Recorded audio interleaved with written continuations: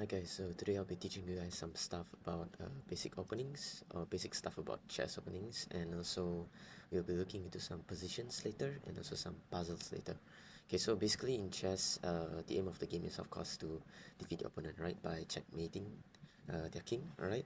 So in the opening, what we want to do is to basically control the main central squares, right? These central squares are crucial for any position in the game, right? Okay, so why is that so? So let me give you an example. So in this position, you can see um, it's pretty symmetrical, right? From the castling side, right? Where the kings have castled. So what we want to look at is the placement of the king, the queen, and the knight. Sorry. So if you compare between the knights, right? So which knight is better? Okay, so if we look at the knights, the black knight is obviously stronger than the white knight. Why is that so? Because of the squares that it can jump to, right? So if you look at the knight, it has 8 squares to jump to, showing that it is much more stronger than this knight, right? This knight can only jump to 4 squares, right? So this one here, and this one here, right? So this shows the importance of central squares, right? These 4 squares here, right? So everything happens sorry, in these 4 squares. Okay, so if you compare the queens as well, I have a centralized queen here, right? The white queen is very centralized, sorry, right? It's targeting a lot of squares, a lot of lines, as compared to this queen, which is only controlling 3 lines, right? Right, not 3, but 5, right? Okay, in its own territory, right? So taking space in the center is very important, right? So let's jump right back into the previous page, right? So when trying to open your game, you have to have this thought process, right? This fixed sort of sequence of moves, sequence of thought process, right? I wouldn't say it's a fixed set of moves, but a fixed set of idea, right? So you have to know that when you want to open the game, you have to control the center, right? By either placing your piece in the center, right? These 4 centers, or sort of indirectly protecting or attacking the center, right? You're trying to cover the squares in the center by flanking, right? So for instance, the English opening, right? You're not placing your piece directly into the 4 central squares, but you're sort of guarding it from the flank, right? Or trying to conquer it from the flank, right? Same thing with the Reti or Zukatot opening, right? So you're going to protect the or attack the central squares from the sides, right? So basically in the opening, the next phase is basically to develop your pieces, right? Developing all these pieces from their starting squares, right? They shouldn't be in their starting squares from the beginning of the game until the end, right? Then it shows that they are not doing anything, right? So basically what you want to do is to develop, right? Get them out from their starting ranks, okay? All right, get them out. Okay, so basically get them out like this, right? Take the pawn, bring out the bishop, and castle to safety, right? Castling is the third phase considered, right? Right? King safety, castling, and then connecting your rooks, right? So let me just show you a simple opening, right? Okay, so now let's look into a opening line, right? The line starts with e4, right? We have Sicilian defense now, right? So the bottler attack is on the board, right? e6, right? Let's have a look at it first. Right, pretty aggressive, right? Oops.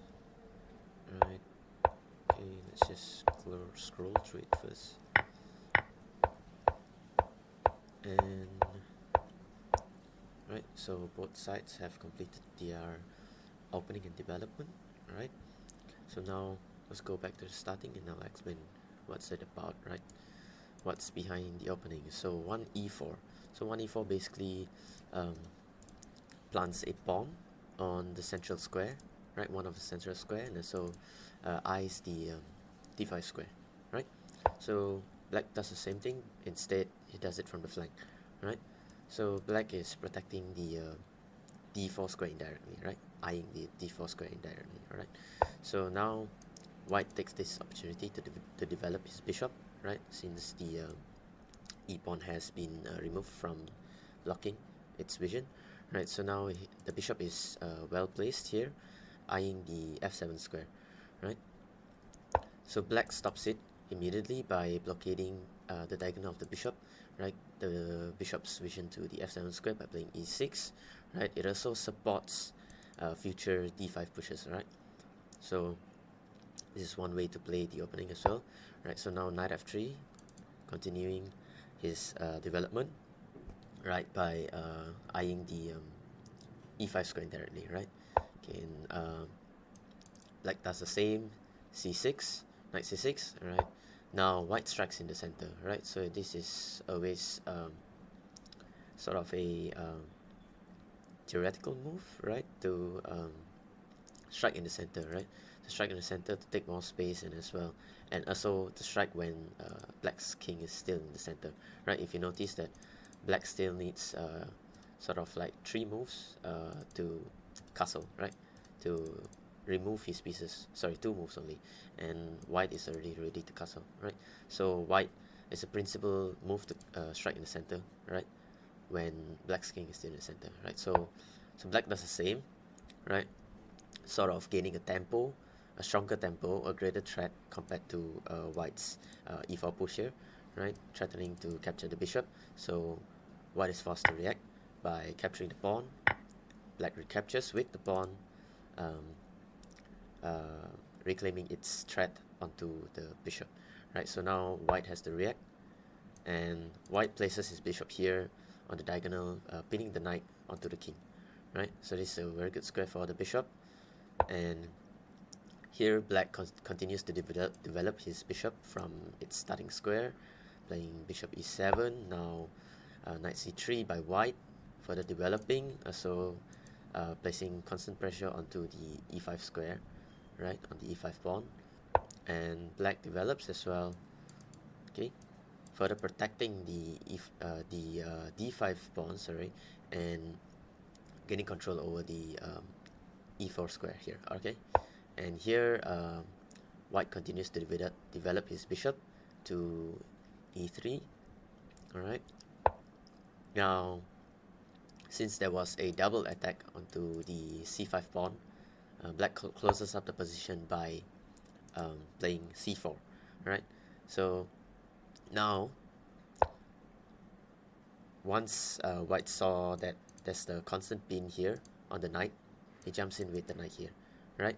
So this is going towards the middle game now, right. So he's placing immense pressure onto the knight here, and black has to figure out a way to defend his knight. So maybe queen c7, right. Queen c7 defends the knight in case white takes. There's 2 defenders of the square, right, the pawn and the queen, right. So now white introduces a new threat, right, a new threat of just basically eyeing the queen, right, behind the mask of the knight, right. So basically, for instance, he can just capture the knight while also eyeing the queen, right. This is a both ways spin sort of, right, but this knight can further capture another piece later on, alright. So this introduces a great threat. So black plays bishop d6, right, to block, and as well to add an attacker onto the bishop, right, and the knight as well, right. So this is an indirect threat, and this is the direct threat, alright.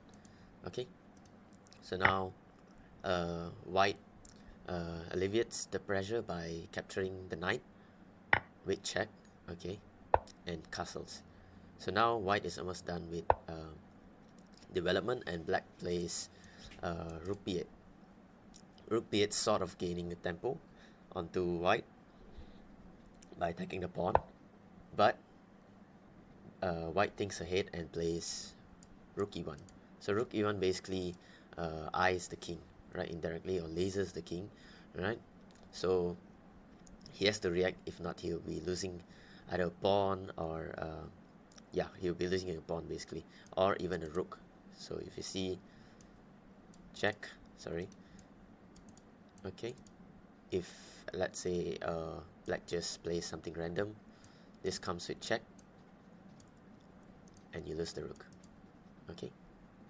So now black has to react to the threat, and white just plays b3. So there's no problem, just takes, it's fine, right.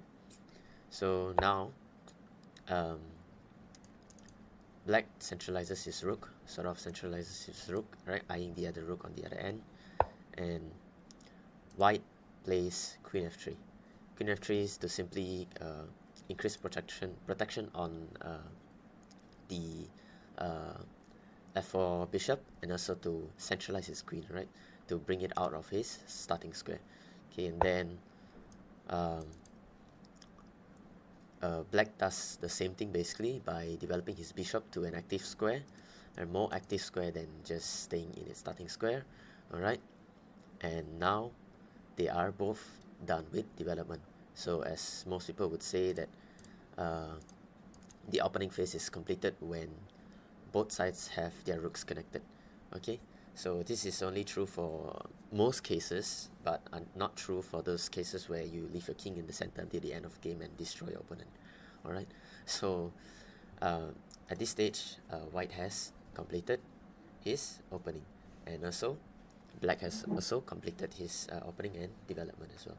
Right, so now let us look at a position, right? Okay, a game, but we'll look at a specific position. Okay, so the game goes like this. Okay, so this one is a little bit different from the other game, right? So we have bishop to b5, right? Let's start again. Maybe I went too fast, so okay.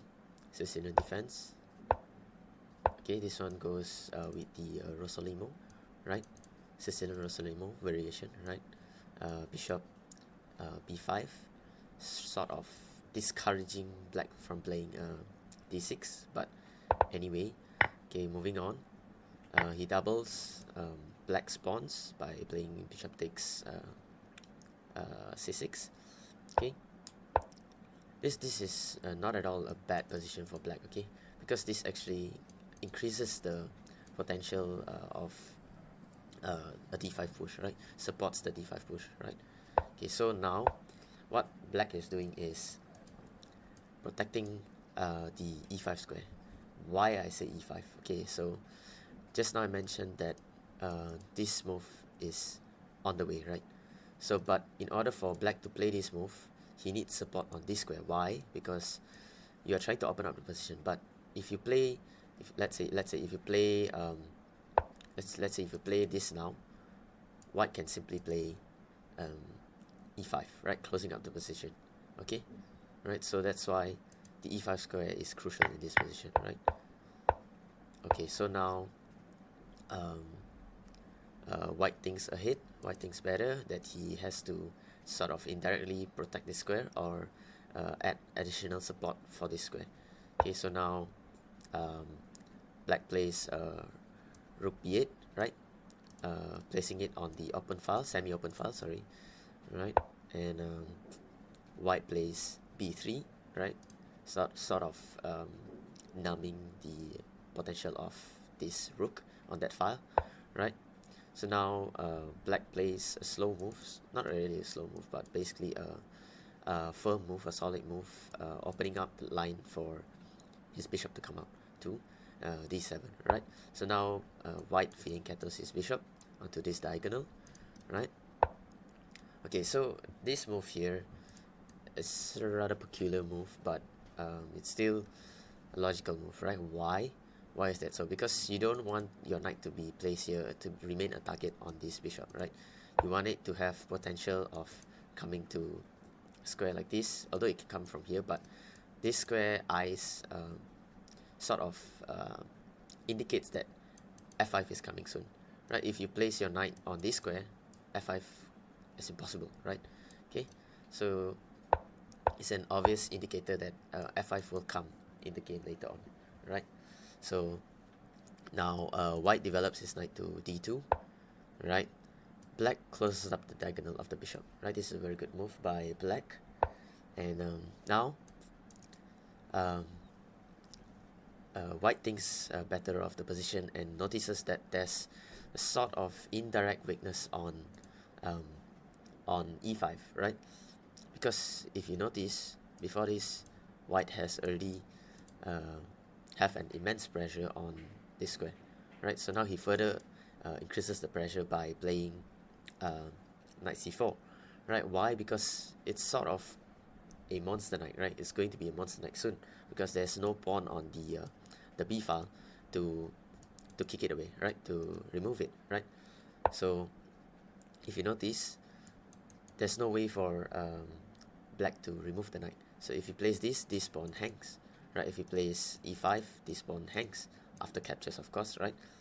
So, and his king is still in the center, right? So this is a very good move by white. Okay, so now black plays rook b7. I'll explain why later. Okay, so we move on a little bit more. Okay, so now white is shuffling his knight back, right? You know that when he shuffles the knight, there's a potential strike, potential f4 strike, right? Right, to open up. Okay, that's why you see he supported his move with g3 first. Okay, g3 first. Sorry, g3 first. Okay, so here a5 is basically sort of expanding the position, expanding on the queen side of black, right? Black's queen side, or basically both queen side, both queen side basically, right? So now white stops this with a4. Okay, black does this because he knows that in some point of the game, white is going to castle queen side, right? Because you know that f4 is coming, f5 is coming, and also f4 might be coming, right? g3 is an indicator of a future f4 push, right? Okay, so we can see it in the game like that. Okay, let me go back a little bit. Okay, so now knight back indicates f4, but it might not be played, right? I'm just saying that it's a potential idea, right? Because now black has played f6, further solidifying his central pawn, which was sort of a weakness, right? But that is one thing to keep a lookout for. Okay, so now black strikes in the center, right? Now black strikes in the center because he has enough support for it. If you look at it, the c6 pawn is basically attacking that square, right? And also the queen is also protecting that square, right? So now what white does is just ignore the threat. So why ignore? So basically, if you take, you'll be losing one of your central pawn. Takes, you'll be losing one of your central pawn. Okay, so this is bad for white, as the king is still in the center, right? And the file that is going to be opened up is basically the file of the kings, right? Okay, so now white castles, right? White castles to safety. Castles to safety here. There's no problem in castling queenside here because even if a break like c4 comes in, you have enough support for this square, right? A lot of support for this square, so there's no way this position is going to open up soon, right? Okay, so here the idea behind the f4, sorry, the h6 knight was also to reroute the knight to f7, right? Because now you see that you have played f6, right? There's no idea of playing f4 yet, right? Because the position is not really good for black right now, right? It's not very good for black. In fact, it's actually plus maybe plus one, more than +1 for white now. Okay, so black plays knight to f7. Now f4 comes in, right? f4 comes in to break up the position, to open up the position, to bring the rooks into the game, right? As black's king is in the center. Okay, so now as white is playing on the king side, black attacks on the queen side, right? So you don't want to take the pawn, you know. If you take, you're going to give white immense pressure onto the center, right? And you're going to lose the pawn as mentioned just now. Okay, so now black plays this, takes, and introduces a threat of central control, right? Basically gaining more space with protected pawns, right? So he plays d4, forcing the knight back. Okay, sorry, and now he brings the queen into the b file, right? Basically doubling up right? He has a battery eyeing here. In any situation that this pawn is under fire, or this pawn is sort of overly under fire, and this pawn is unable to capture because of checkmate, so white will be in huge trouble, right? So that is his plan here. Okay, so now white opens up the position slightly by playing pawn takes, and black takes with the knight, as he can't afford to open up this far, right? Okay, so now white plays h3, further stopping this expansion on the king side, sort of expansion, like because the threat was just, you know, here, and you have to block with a knight and you lose the knight. Okay, and you also lose your rook, if you can see that. Okay, so h3 is important because the knight has just come to this square and further provide a control over the g4 square. Okay, so now black plays d3. It looks weird, sort of giving up a pawn, right? But it sort of weakens this pawn, right? It weakens this pawn and also opens up lines for the black bishop to enter the game, which is what black does.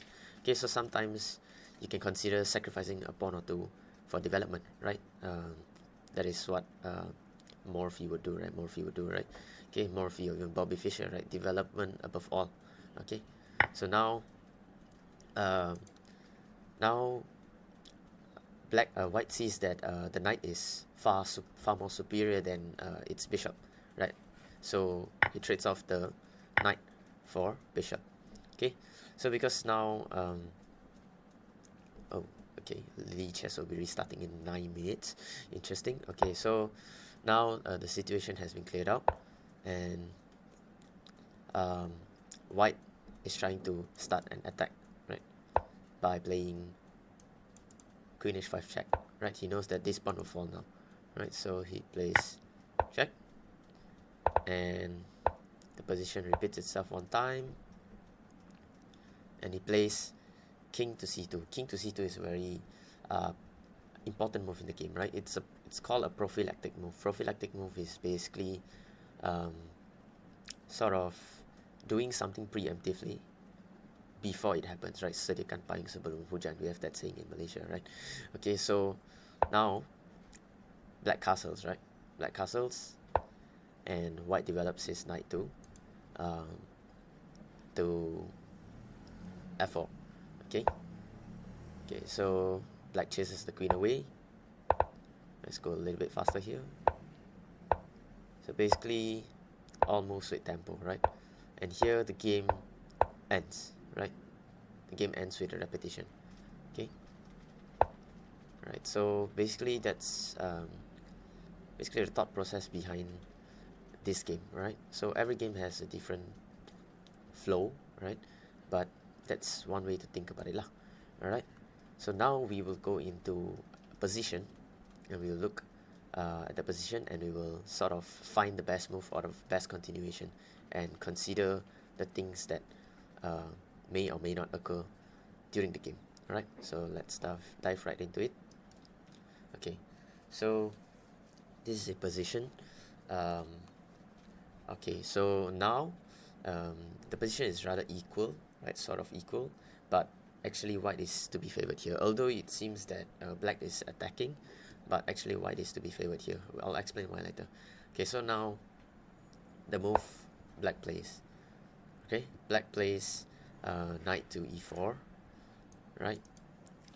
Increasing the pressure onto the c3 knight, which is pinned to the king, and also sort of attacking the bishop, right? And maybe in the future he would like to bring in his queen to threaten some mating ideas, right?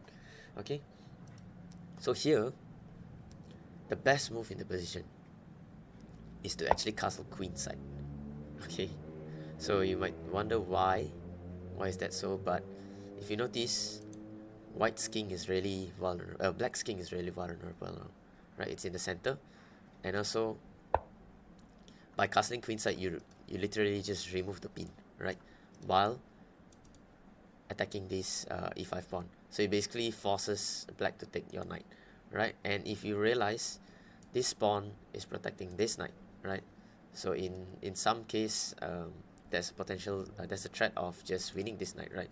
Okay, but not now, because the queen would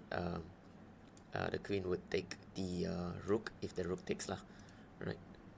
Let's say bishop takes, and then you retake, and then you want to try and capture this later on, but it doesn't work lah. All right, so here black takes, and white plays f3. Why f3? Okay, so f3 is a GM level move. Okay, so most people would just immediately recapture, right? They just immediately recapture this bishop here. But here, white plays f3. So what this does is basically increase the threat, right? Pose another threat to black's position, right? So now both pieces are hanging, right? So you would think that, oh, I just gave him another bishop, but it doesn't work because of the hanging rook, right? So that's when vision comes in, right? You know, vision, right? So if black is to take the knight here, then this comes with check.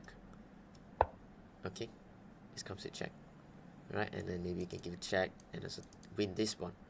Okay, so all things considered, f3 is the strongest move in the position, right? And let's say, let me see. Let's say you play, instead of let's say you just run your bishop, then obviously you lose your knight, right? So I think there's nothing left, right? Yeah. Okay, let's say you play this. Okay, you say, oh, why not I get a tempo and win a pawn, right? It doesn't work because of the same thing. Your threat is greater than his. Okay, if you play this, then this. Alright. Okay, so that's the position that I would like to show you guys. And for the next position, okay, oops, sorry. Okay, for the next position, it's a game between myself and my dad, which is a crazy game. Right here, black is totally winning, right? But in order to win the game, there's a lot of things you have to do, right? Because you have to find the best move. Okay, so in this game, I played bishop c2. So what this does is basically it introduces the threat of bishop to d3, right? Winning the queen. Okay, so here white responds with knight to b3, right? Getting a tempo on my queen and also eyeing the bishop. So the only move here is to take the knight, right? Okay, so now I'm reintroducing the threat of bishop takes c4, winning the queen. So he plays the obvious move, which is to capture back the bishop, right? And here I played an engine move, right? So basically, if you can see it, I'll give you like 2 seconds to find it. So 2, 1, there you go. So here I played rook to d3, sacrificing a whole rook. Okay, so what happens if he takes the rook? It's obvious, checkmate, right? Okay, so this move is basically not just a bait, right? In chess, baiting doesn't work. Okay, you can't expect your opponent to, oh, I hope he doesn't see it and stuff like that. Okay, it's not like that. All right, so what this does, it also increases the threat of just basically controlling this rank here, right? If immense pressure over this rank. Okay, so here sorry, and also there's the threat of just rook to e3, right? Rook to e3, and the queen has to move away, right? Okay, let me just show a line, I think. Okay, let's see. Oh yeah, okay, there's a line here where which I calculated, where I thought white could sacrifice his knight for my knight, for my rook, sorry, for my rook, and if I take, he takes, and I realize that it doesn't work because I don't have to take. I can play this, and he has to take, and this is mate as well. Okay, so there are a lot of stuff in this position which is pretty interesting to take a look at. Right, so in this game, white played pawn to g3, basically blocking the square, blocking the bishop's view onto the f2 square. Right, so basically there's no mate threat now, but the position is basically lost for white because black just takes the pawn. And what do you do next? There's just nothing, right? You see the threats, all the threats are just insane. There's just this as well. That's just everything. Okay, all right. So that's the position. Okay, all right. Okay. Okay. So Lichess is going to restart in 1 minute. So I will come back in less than 1 second. Right? We can do some editing. Okay. So see you there. Alright. Okay, now we shall look at a puzzle. Right, so basically this puzzle is a checkmate puzzle, right? So you guys love that, right? So here black plays queen takes g3, right? Black plays queen takes g3, threatening mate, right? So you will know that you either have to remove the queen, right, basically by trading, right, to remove the mating threat, or to basically guard that square, right? You basically have to react to the mate. But there's also another way to react, which is posing a greater threat. So in the order, you have captures or exchanges, then you also have threats, right? So the way to solve this is basically posing a greater threat than this mate, right? Because it's your move, right? Right? The ball is in your court, right? So you decide. Okay, so if you want to solve it, you can pause the video first and you can solve the puzzle, right? So the puzzle is also on top, right? At the top right of the screen, right? The static board won't move. Okay, that's just for you to look at, right? Okay, so the solution is like this. So basically, white sacrifices the rook. So how do you see this? How do you spot this? Okay, by seeing that the king has no squares. The king has no squares now, right? The king has no squares. By seeing that, you will realize that if it is your move, you have all the time in the world to figure out how to checkmate the king, right? So basically, you want to limit the number of squares it has. So since it already has no squares, you only need to remove the square that he's on, right? Which is basically by the means of a check, right? So basically, you force the king into the open space. You play queen f6 check, right? Right. So if the king goes here, this is just mate. And same thing, if the king goes here, this is also mate. And same thing, if the king goes here, this is also mate. Okay. So yes, that's the first puzzle. So that's a checkmate puzzle. So it's pretty easy, right?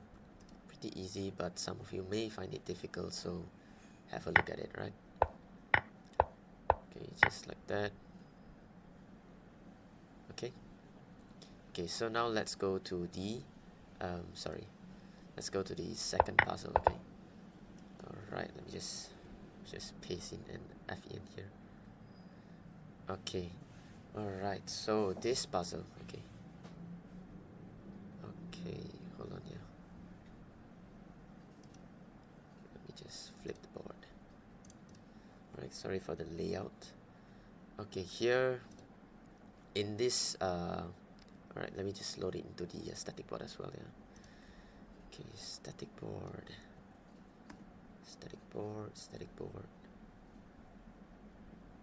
Okay. Right, static board up. Okay, so in this position, black plays king to h6, right? So here you have to find a winning move, right? You're already winning, right? But you'll have to play the best move, right? This puzzle uh, will result in a win of a queen, right? That's the hint that I can give you. So if you would like to try the puzzle first, you can pause the video first, okay? And I shall continue my explanation. So basically, in this position, you notice that the king is completely cut off, right? It has only this square and this square to move to, right? So how can you limit the king, uh, the king's available squares? You know, like to remove these two squares. How can you do so, right? If you're thinking like maybe like I don't know, bringing your rook up or something, there's just no way to do that, right? So if you're thinking about like sacrificing the bishop, doesn't work as well, right?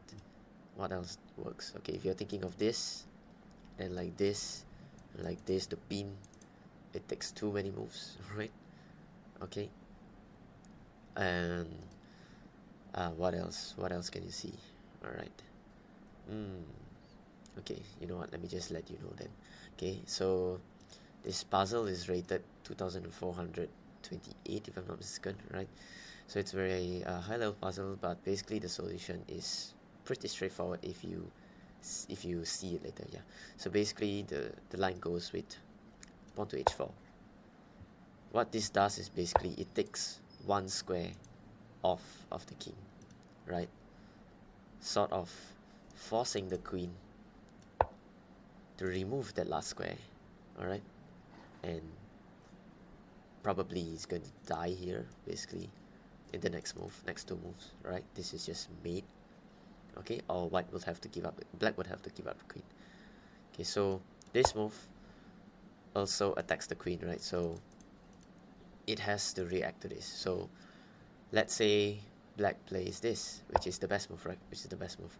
Comes with a tempo, right? White gains back the tempo by playing rook to f2, right? So now black would have to give up the queen for the rook, right? To stop the mating idea, right?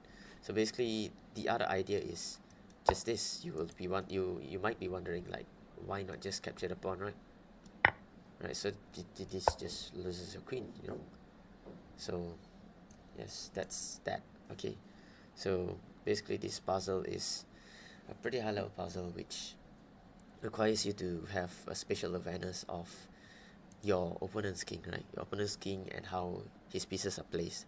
So if you see that his rooks are inactive, sort of just eyeing at his own knight, this rook is also stuck behind the pawn, right? This knight as well has no squares, because if you jump here you just take the knight, obviously, right? So basically you're only playing against a queen and the king itself, while you have a lot of your pieces here. Okay, so basically the line goes just take one square off, get a tempo on the queen, force the king to move, right? Example like that. Okay, f takes, you win the queen. Okay, and if white just sidesteps the pawn, claiming that, oh, I have some potential of coming back, you know. No, it doesn't work like that, you know. Just bishop here. Okay, and if I don't know, what can white do? If this, then wait, does that even work? I don't think it works, right? Yeah, because yeah, just this just made, you know. Yeah. Okay, so that's the puzzle. I hope you enjoyed the video. Yeah, so that's about it for today's video. So good luck for those who are playing in tournaments. Wish you all the best.